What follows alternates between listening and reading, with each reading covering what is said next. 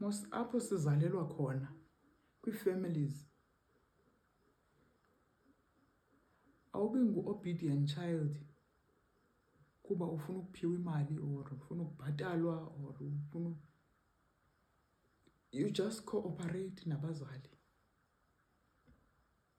ngendlela abakufundise ngayo. Uba ke apha ekhaya kuvuka kuthandazwe and then kwenziwe ibreakfast and then emva kwebreakfast iqala i-cleaning, babe kuhlanjwe izitya, kuklinwe indlu, kuyondlulwa ibhedi, kuthiwe into. Ayifani ke imizi. Awuyenze loo nto ungumntana. Naxa ufundisa abantwana bakho uba ke ii-boys zakho, ufundise into yoba klinani apha, oo-single parent, klinani, uklina umbonisa akline kanje, yiza usothe iwashing yakho, ubeke ezimhlophe zodwa, ubeke, fake emshinini cofa apha, uthini. Xa seyigqibile ukukhala uyikhuphe uzifake kwi-washing basket, ufake enye iload uhambe uyozoneka. Ufundisa umntana uba ke sizawuphilisana kakuhle kanjani thina apha ekhaya. Nento yoba ke xa ndiningcolisa nethini, you don't talk back, kwathini. Minintsi ke imithetho esiyenzayo ebonisa into yoba umama siyamthanda, siyamthobela, siyamthemba uba akasilahlekisi. Ewe, zikhona ke neefemeli ke nazo ezinjalo ke. Ezinjalo ke apho wonke umntu uyandlandlathekiswa apha.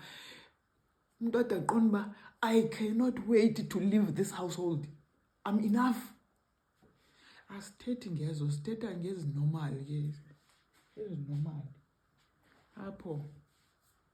Apho abantwana bakhuliswa kakuhle, baphetheke kakuhle. Ndenza umzekelo ngezo. Kuthiwa ke nathi ke le family kaYesu, i-love language yethu asizumbhalela ileta senze yonke laa nto, sidedicate iintontoni. Asizuyenza loo nto. I-love language yethu yi-obedience kwinto athi masiyenze. Akafuni into ezininzi. Udade, if you love me, keep my commandments. Wena ke i-love language yakho to God will be, okay, Yesu, ndivile.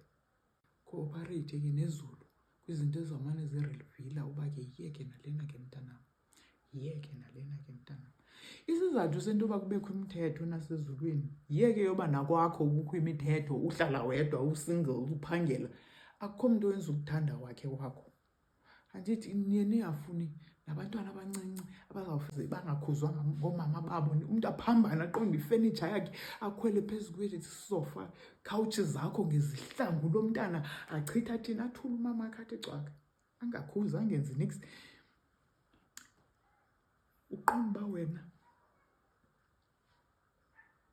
iyaphela le i-friendship. Kuthiwa do not be provoked to anger. Do not be provoked to anger. Ngcono mhlawumbi bodibana ezindaweni ezipublic, koo-restaurant kanje, nakwiindawo ezi-child friendly, apho bezawuba neendawo zokudlala khona. I'm sidetracked.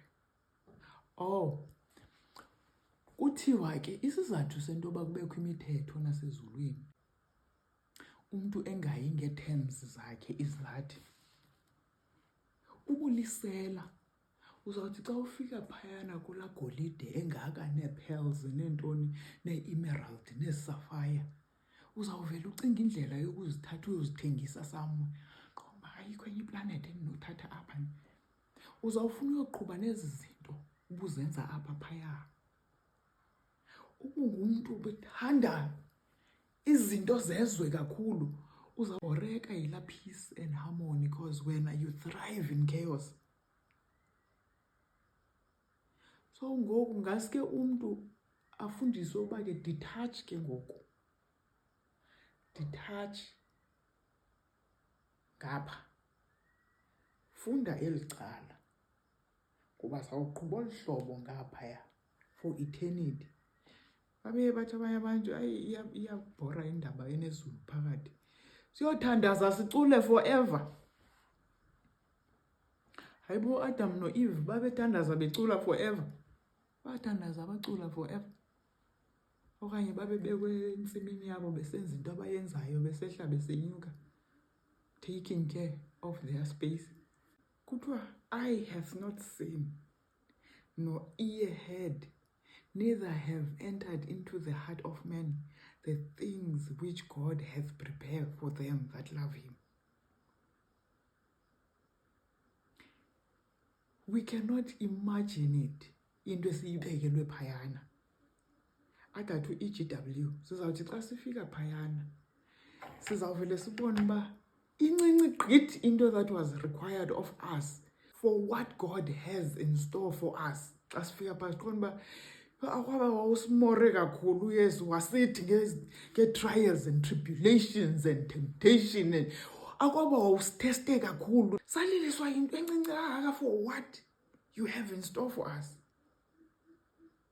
Ngoku iseluzizi emehlweni ethu sisabona ngathi sisithiwe yinto sisayikrobe olu hlobo indaba ezulu kodwa funeke siyibhilivile kuba siyaxelela uba kuzawuba mandi phaa.